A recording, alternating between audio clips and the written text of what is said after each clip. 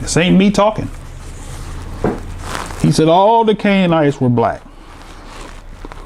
Before the Phoenicians established their colony, Carthage, in Africa, many Hebrew-speaking Canaanites had migrated across northern Africa. One Tosefta, quoting an older source, says that when Joshua approached Canaan, he told the inhabitants that 3 courses were open to them, that they could either leave the country, or they could sue for peace, or they could declare war against him. The Girgashites, among others, preferred to withdraw into Africa. How about that? Tosefta goes on to say that the Amorites and the Cadmoni and the Kenites and the Kenizzites, some of them figure among the founders of Carthage, also went into Africa, which explains why we get what? Hannibal, who was the Carthaginian general, a historical figure, who was what? A black Canaanite. These traditions date from a period when communication between Africa and Phoenicia was continuous. The proper names of Girgash and Kenaz are often met with Carthaginian and Phoenician inscriptions. All right. Now, he quotes something from the Talmud. The Talmud says that the Canaanites in Africa asked Alexander the Greek to restore to them their country, which had been taken from their ancestors by Joshua ben Nun. These traditions have been ratified by the fathers of the church. Thus, St. Jerome calls to witness the Talmud to support his statement that the Girgashites established colonies in Africa.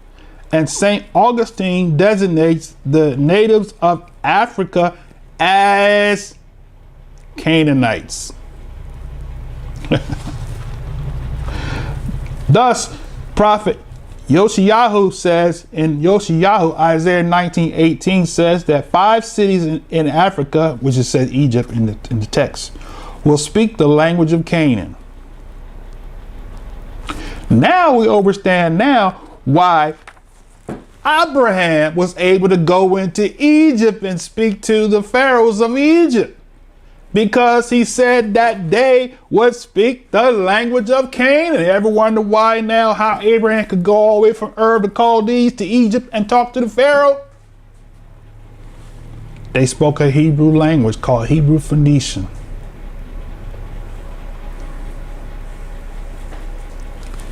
All right. The Most High revealed it to me years ago, and I was like, they must have spoke a language, because how could Abraham speak to the Pharaoh if he was a Hebrew and the Pharaoh was an African?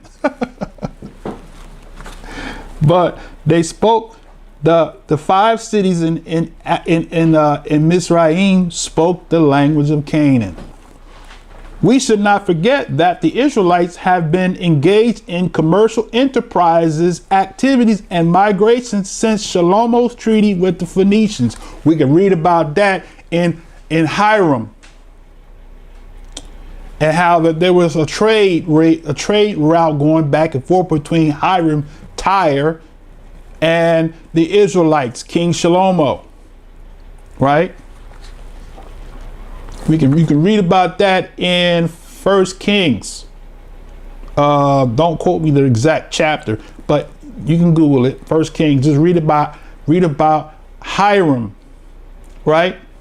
The Freemasons call him Hiram Abiff, the secret order. That's another lesson. I'm not going to deal with that. All right.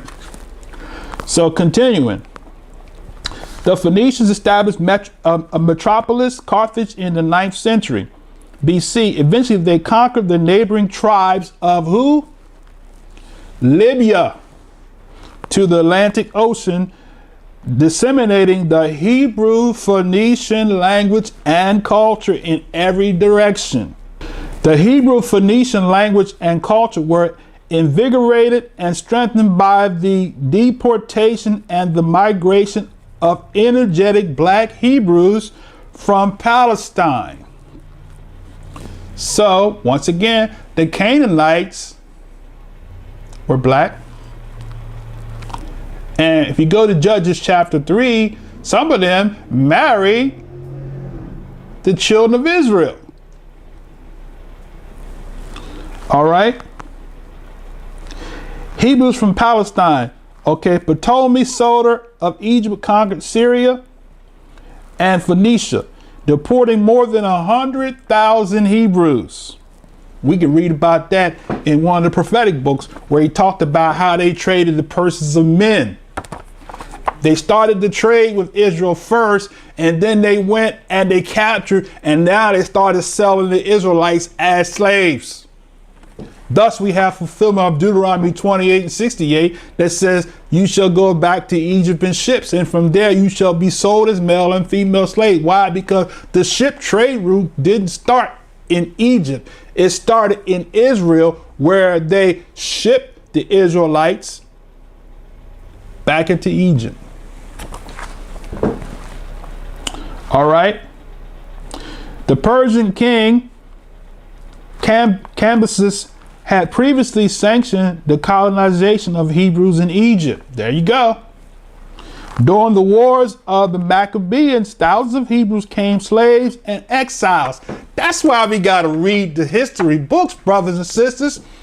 Yes, we was brought into America in slave ships, but that was not the first shipping of Israelites in slave ships.